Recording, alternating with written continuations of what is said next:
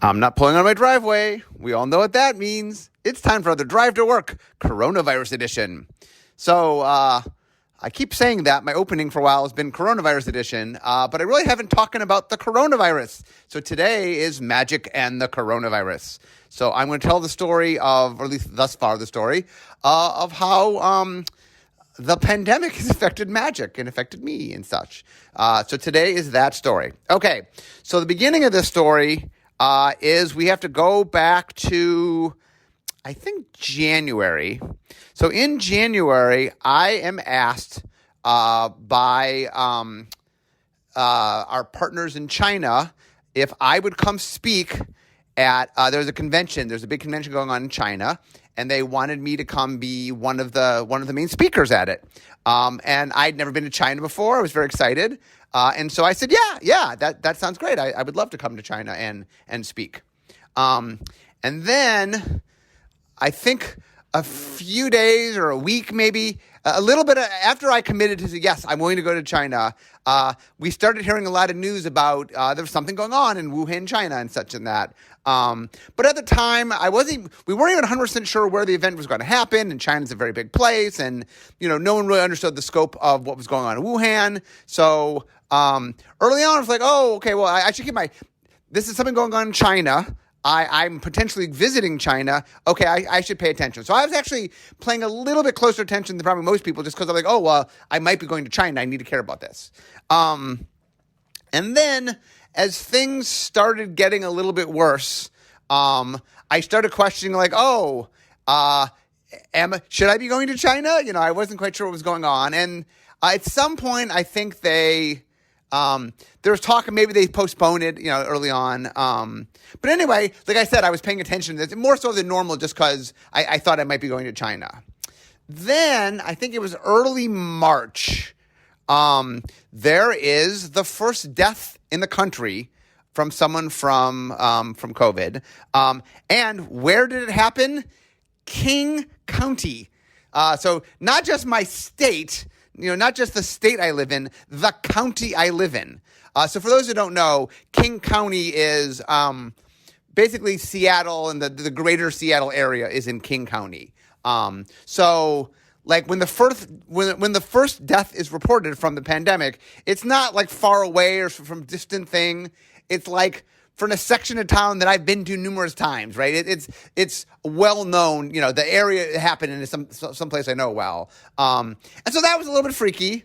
Also the other thing is, for example, when they found the first murder hornets, they were in Washington, and like, could the end of time stop beginning in Washington all the time? But anyway, so it definitely was something on our minds. I'm saying when the thing first started, there were a few hot spots, and the first major hotspot was Seattle, so in King County. And so it was something we were very conscious of. So it was, like I said, I'd already been paying attention to it because of my potential visit to China. By the way, real quickly, that part of the story is they ended up delaying the event, obviously, because of things going on. And then at some point, like, all travel got canceled. Anyway, so one day in the future, I will visit. I'm excited to visit China, by the way. It's one of the few places that obviously is very active in magic that I haven't been able to visit yet. But anyway, that got canceled. So I guess no surprise, I did not end up going to China. Okay, so they report the first death, and there's definitely a lot of tension in Washington State and King County especially. And then I think it was So I think the death was early March, and then the second week of March, a couple major, I know Amazon for sure, and then Google or something, like a couple of the major businesses in Seattle said to their people, hey, why don't you work at home? And Wizards then gave us a little bit of a warning. I think we did a test day. We're like, okay, for tomorrow, let's all stay at home and, let's have a day as if we were at home so we could test things out. And so we actually did we sort of saw it coming. And so we did a little bit of test prep, and, there's software you need, and there's just different things to make it work. And so one of the things we did is we did a day where we went home and we had tested. Now given, in the past, We had done a little bit of testing for stuff like snow days and things. But this time it was like, okay, real seriously, let's, if you needed certain elements or, you could go to the IT department and get things you needed, but there was some time to try to figure that out. And then it was pretty quick. Like, I think a week after we did the test, I got the note, I got an email or a text, I think. It's like, okay. For the next 2 weeks, just for the next 2 weeks, we're going to work from home for the next 2 weeks. And this was like second week in March. So I mean, it was pretty early, all said and done. Like Washington was one of the first places to start shutting down, mostly because we'd had the first death here. And so I started working from home. I think in the second week of March is when I started working from home. And then what happened was 2 weeks later, Washington closed the public schools. So Adam and Sarah, my twins, go to the high school here, and so their high school got shut down. My eldest daughter, Rachel, by the way, is at college. She's in college in Chicago. And at first, they weren't shutting the college down, so she was staying there. So anyway, school got shut down, and then my wife's job got shut down. And then I think end of March, Washington just we're closing everything. That's when the shutdown began in Washington, was about end of March. I think the first state to shut down had been Ohio and then California, and we were third or fourth of the ones to shut down. But anyway, and then just from real quickly personally, in the middle of April, Rachel's school was shut down, and then we'd have to fly her home. So then Rachel obviously spent the whole summer here. Anyway, so mid-March, we got locked down. Oh, and once again, when we first got locked down, it was like, okay, it's going to be 2 weeks. And then by the time those 2 weeks elapsed, they had shut the state down. And they're like, okay, well, obviously while the state's shut down, we can't be open. The state's shut down. And then it just sort of kept going on. Like I said, as I'm recording this in August, I'm still working from home and probably will be for a while. So anyway, okay, so what exactly does that mean? So one of the interesting things about my job is I make magic sets, and I make magic sets at the very beginning of the process. So what that means is my team, I and my team interact a lot with the creative team because a lot of world building, there's back and forth of, one of the keys to building, especially a new world is, the creative team will say, well, here's the kind of world we're thinking. I'm like, well, here's the kind of mechanics I'm thinking. And there's back and forth.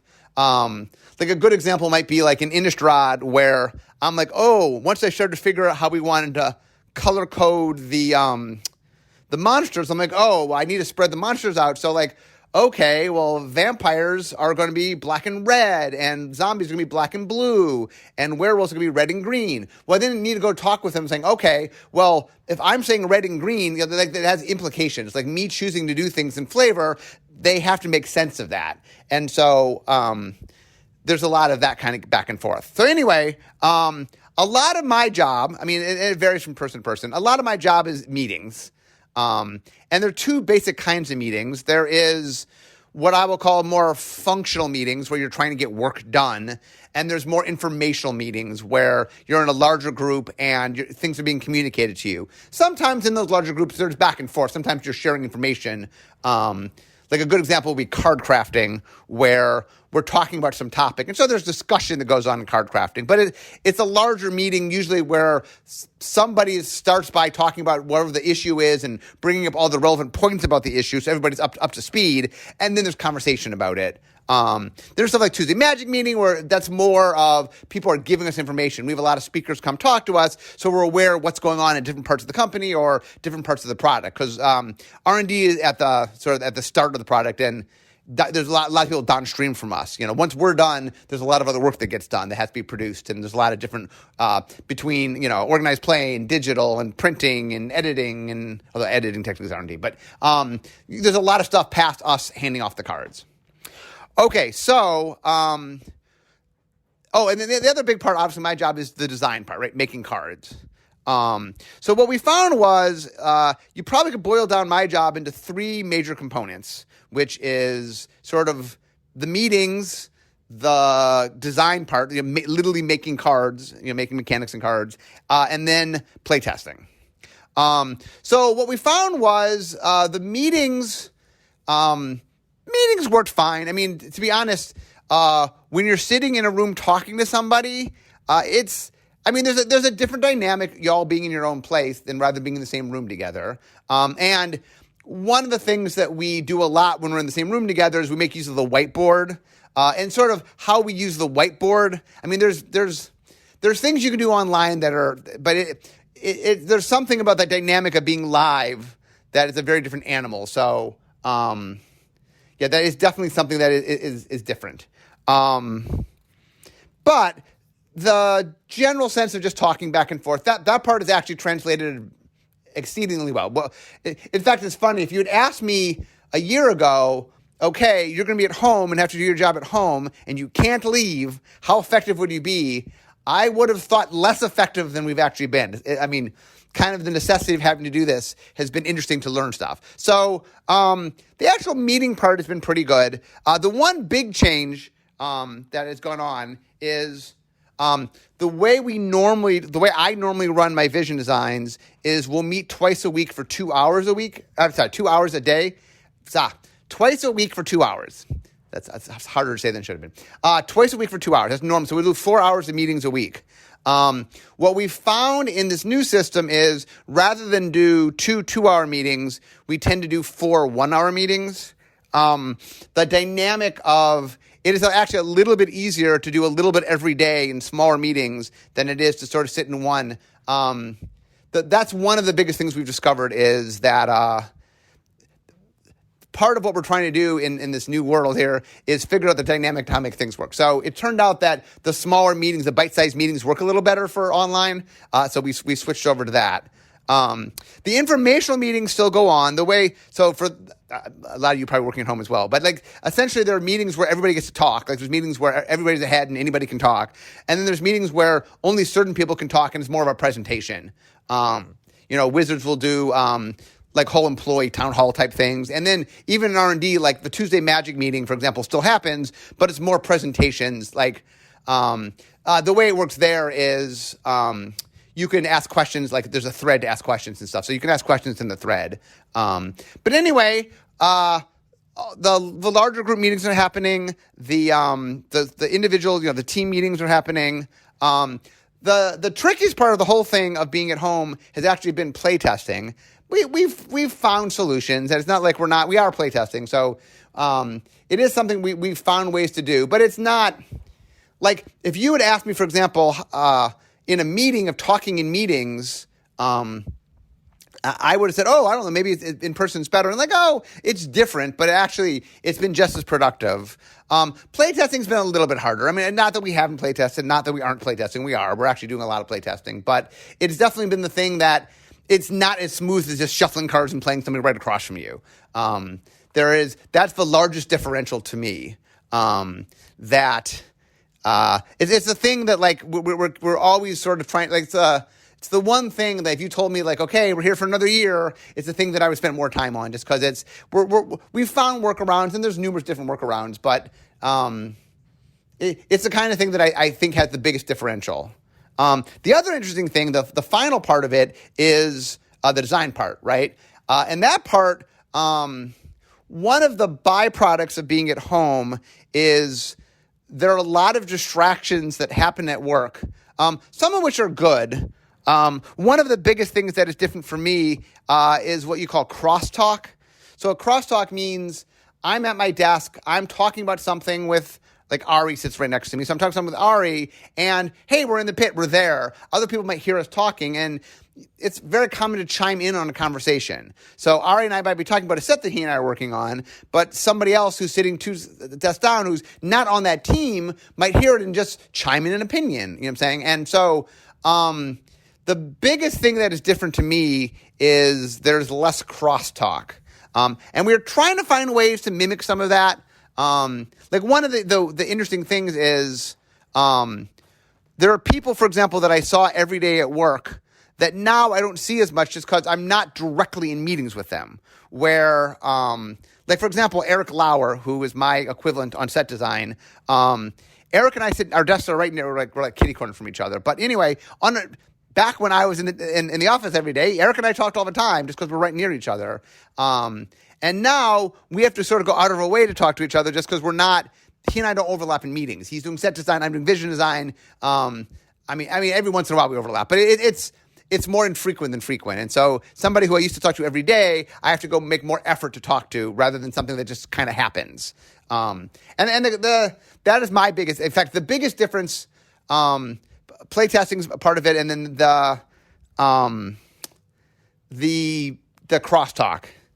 Now on the plus side, one of the side effects of sort of working at home is, there's a lot of stuff that kind of chews up your time in small increments.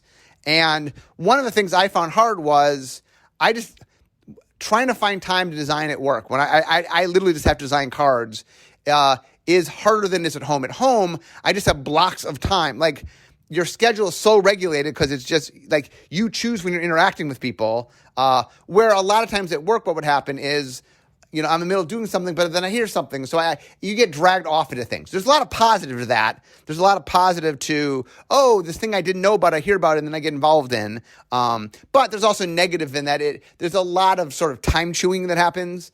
So one of the interesting things of being at home, one of the pluses has been, I've just been designing a lot more cards. I've just been do more actually raw design, which I enjoy. One of the things that's interesting is you sort of move up the design ladder, if you will. You get more and more responsible for larger and larger things. And so the tactical sort of card making, you get to do a little bit less of that because you're worrying about bigger things. But I enjoy the card part. I really like designing cards. So that has been, it's been fun. That's it's funny. I try to look at, I'm an optimist at heart. So I'm like, okay, so what's good and what's bad? And like the good part of this has been, it's really made us rethink about some of our processes. And in some level, when you have to change the dynamic of something, it makes you appreciate what was there. And so it really has made me have a better understanding of kind of what I valued at work that I didn't know I valued. And so that's been useful for me. And like I said, it's been very interesting. Vision design's in a weird place where, like I said, we have the least amount of interaction with other people because we're just at the beginning of the process. We have the most of kind of like we can invent in a vacuum to a certain extent. There comes a point where we're interacting with people, obviously. We hand off to people and things. But especially the first half of vision design and most of exploratory design is really us in our own space trying things out. And so the ability for people to kind of be at home and do, like, it's a little bit easier to do the homework and stuff. And so that means just more people are producing larger amounts for the homework. So from a design standpoint, from pure design standpoint, just a lot of cards are getting made. And I think that is going to, I'm really happy. Like that part of it has been really, really good. And I think a lot of our vision stuff has just had more increments and our exploratories to be able to explore more things. And so anyway, I think that's been good. All in all, I will say this, that I think when Magic comes out 2 years from now, that you guys are not going, like, I don't think that it'll be clear what we made in office and what we made at home. I think our processes have been pretty good, and that's going to be invisible to you guys. But anyway, behind the scenes, it has been definitely interesting on our end about that. Okay, now that was talking a lot about behind the scenes making magic. There was some other issues I want to talk about with COVID that became important to us. So one of the things was whenever something happens, you really have to look and see what are the ramifications. So one of the biggest things on the, like, I've been talking internally, like making a magic. Now let's talk about putting magic out there. So magic, there is tabletop magic, paper magic, and there is online magic. Online magic obviously has actually done quite well in a pandemic because when people are at their home and this is the way you can play magic safely, it has been something that we anticipated would get a lot of people. And it turns out, yes, well, people like playing Magic, and here's, Magic Online and Magic the Gathering Arena are both very fun ways to play Magic, from your home. So those obviously have attracted a lot of people. The other interesting thing that I found was the number of people that said, okay, I want to play Magic. How else can I do that? And just watching, for example, Commander has been very robust online. There's been a lot of different ways for people to play and people setting up webcams. And anyway, it's been neat watching the audience adapt to the pandemic. And what we found was, I'll be honest, we were a little worried early on in that, no, like, Magic's a game all about people interacting with one another. What happens when everyone's locked in their home? But it turns out that people will find ways to interact with each other, even locked in their home. And that part of it is people playing with people who they're in lockdown with. Part of it is people playing online. Part of it is webcams. And anyway, it has been, I really have enjoyed watching kind of the Magic audience step up to embrace Magic, like through the lens of the pandemic. And like, okay, we love Magic. How can we still play Magic? So that's been very, very cool. Another big thing on our end was one of our big concerns is the stores are a very important part of our ecosystem. Yes, obviously we have digital Magic and stuff, but also we have tabletop Magic. And the heart of tabletop Magic, there's lots of people playing at their kitchen tables. That's always very important as well. But the in-store play is a very big part of it. And one of the things we were concerned about was all the stores that had to shut down. So Wizards took a couple steps to help the stores because, like I said, it's something very important to us and it's a big lifeline. So we did a couple things. One was we had put out mystery boosters. So Gavin had had come up with this idea for basically they were Magic packs that just had, I forget how many, but 1,800 cards, possible cards in it. And they were pickups from old cards. And so it just was a smorgasbord of old Magic. And just, it was trying to capture the essence of Chaos Magic. We're just like, who knows what's coming your way? And so it was a seal that just had such wide variety of what you could open. And it was very nostalgic and you could see all sorts of old cool things. And we had done those at conventions, very popular. And then we had done a store version for people playing stores. We had sold those. They had sold very well. People liked them. So we made a second printing of those, and then what we did is we just gave it to the stores. Instead of selling it to them, we gave it to them as a means to help the stores help make some money for themselves to cover some time, obviously, when they were shut down.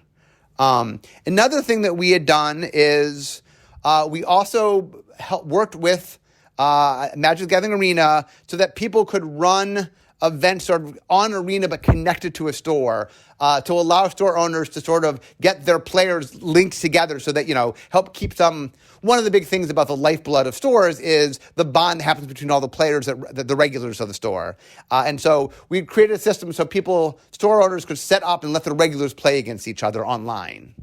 Another big thing that we did was, I didn't talk about the impact. I'll talk about Ikoria in a second. So, I guess I'll talk about it now.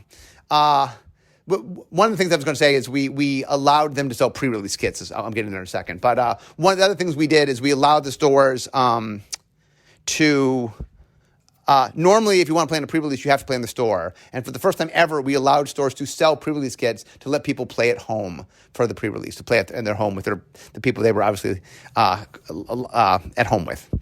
So let me talk a little bit about Ikoria. So one of the other big things that happen is Magic has a schedule. Like one of the things that's really interesting, 27 years into the game is Magic is a train that's on its tracks, and we don't miss our dates. Like when something's supposed to come out, it's supposed to come out. And COVID has definitely done a few weird things. One is we actually ended up delaying the release of Ikoria Tabletop. We had to push that back a bunch of weeks just because everything was shut down and we didn't want to. It did come out in Tabletop in certain regions in the world. The majority of the regions, it got delayed. And then we did allow it. We decided that we would allow it online because that's how people could access it, and we wanted people to play with the new set. And so Ikoria did come out on time on Magic Online and Magic Arena, but it got delayed in most of the world in Tabletop. Now it eventually came out, and like I said, The other thing is we worked with stores. Some stores, for example, while they couldn't have in-play, most of the stores couldn't have in-play because of the pandemic, they were able to open up and sell stuff. And so Ikoria, while it came out late, did come out. And like I said, it's the first time I can ever remember, especially a premiere set of it not coming out on the date it's supposed to come out. Like normally if something gets changed, it's like, months and months and months ahead of time. Like, in a year from now, we're going to shift this by a week. But like, as far as from the end consumer part, like it comes out the date we say it's going to come out. Like even when we shift things, it's way, way ahead of time. It's not, this was a very different animal for Magic. And one of the things that's really interesting also, I don't know if I can cover this, is when the pandemic first happened, there's so much going on. Like events were a big deal, right? A big part of Magic is all these events. And early on, we started shutting things down, and then eventually it was clear we had to shut everything down. And so there were so many people in our company doing so many different things, trying to, one of the things, not only were we working at home, and once again, this is a little less me. I work 2 years ahead. So there's a lot of people in our company that are working on things that are much more up to date. For example, another big thing that happened was we print a lot of Magic product, and we print all over the world. And because of COVID, different sections were shut down and maybe certain printing plants were closed. I know, for example, that we had Jumpstart, for example, was a product. It's a very complicated product. It's a brand new thing. It just requires some printing processes that are not something that every printing place can do. And when one of the places that can print it closes down, well, we have to just wait till we can print more. And so there definitely were a bunch of, not only did Ikoria get delayed, but there definitely were printing things where we couldn't. Jumpstart had this weird thing that not only weren't we able to print as much as we wanted to print, but demand was also higher because people really loved Jumpstart. So a combination of really high demand and just lots of sort of COVID-related issues meant that that product, even now, it's not a limited run, meaning we'll print to demand. So more is coming. But there's a lot of people, and there's certain sections of the world I know right now that haven't even got it yet. And they're like, when can we get this? And, we're working through a lot of that. Like one of the big challenges on our end of this whole pandemic has been just infinite new problems to solve that you've never solved before. Like, okay, we're all working at home. We have to solve that problem. There's all these printing issues we have to solve. There's all these... how events are done, and now how we're trying to do stuff online. And anyway, one of the things that hats off to my fellow coworkers in that these last 5 months there's been more scrambling than I've ever seen, in the sense that we're constantly reacting to things, and there's all sorts of new problems we've never had before. And that has been definitely something that's been, it's been very interesting to watch. Mostly, I guess the big thing to me is, the reason I'm sort of telling the story is I just want you to understand that much like this has had a big impact on all of you, it's had a big impact on us and on Magic, and on making Magic and such. Oh, my final story before I wrap up for today is the impact on Drive to Work itself. So one of the biggest impacts for me, which is very interesting, is, I do my podcast on my drive to work. Well, what happens when you stop driving to work? So what happened originally was back in the day, normally I would get like 6 to 8 weeks ahead. And part of the reason is I drive into work 4 times a week. Fridays I work at home. And so I only needed 2 podcasts a week. So I sometimes would get ahead. I'd record on a lot of days. Sometimes I'd re-record, but it wouldn't be easy for me to get ahead. So I normally would be 6 to 8 weeks ahead. So the first thing we did is we didn't know how long the thing was lasting. So I just played the podcast that I had, but I was slowly burning up the backload I had. And so I then decided, okay, well, if I'm going to be stuck at home and doing podcasts, I figured out I had to do podcasts at home. Like there's no way I was going to run out of podcasts. So I said, okay, if I'm going to do podcasts at home, let's do something I can't do in the car. And that one of the things, my number one request I get is people really, really want me to have guests. And one of the problems of doing a podcast in my car driving to work is, well, a few people live near me. I can occasionally drive Matt Cavada to work or something, but most people don't live anywhere near me. And a lot of the people they'd like me to interview, like Richard Garfield or something, don't even work at Wizard. So it's not even, it doesn't even make sense. Like at least Wizards employees could choose to drive to my home, and some of them have. But anyway, what I realized was I had the opportunity to do interviews. And there's all sorts of people. Like one of the things about working on Magic for as long as I have is I know a lot of people. I know a lot of people that have made Magic. I know a lot of people external to Magic. I just know a lot of people. So it's been fun sort of interacting with lots of different guests.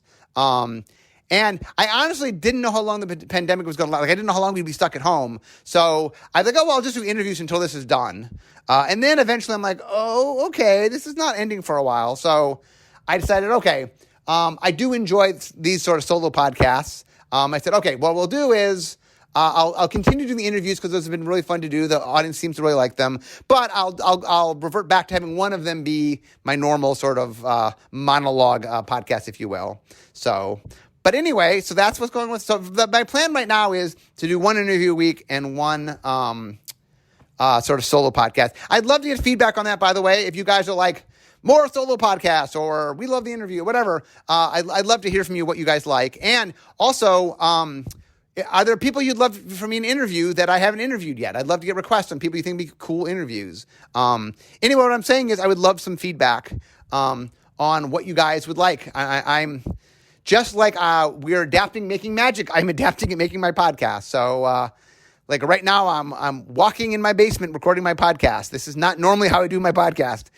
So this is new to me. Anyway, mostly what I was hoping today's podcast would do for you is explain this has been weird for me too. This has been weird for us at Wizards, and just like the pandemic has shaken up the whole world, it's shaken up us. But the good news, and this kind of the big message I want to say is, look, we're making magic. It is not slowing us down. We're making really cool stuff. And I do think when we finally put this stuff out, like 2 years from now, that you're not going to differentiate between what was made in the building and out of the building. I think we've done a really good job of figuring out a system so we can keep making magic awesome. So anyway, hopefully all you are doing well and you all aren't going too stir crazy. One of the jokes is when I work in my den, and then whenever I leave my den at the end of the day, I always say, honey, I'm home. And so that's become a running joke because normally I have a half-hour drive for those that like you who listen to this podcast. Anyway, so that, my friends, is Magic in the Pandemic. I hope you guys enjoyed this podcast, but it looks like it's time for me to get to work. I've arrived at work. So we all know what that means. It means it's the end of my drive to work. So instead of talking magic, it's time for me to be making magic. Okay, guys, I'll see you next time. Bye-bye.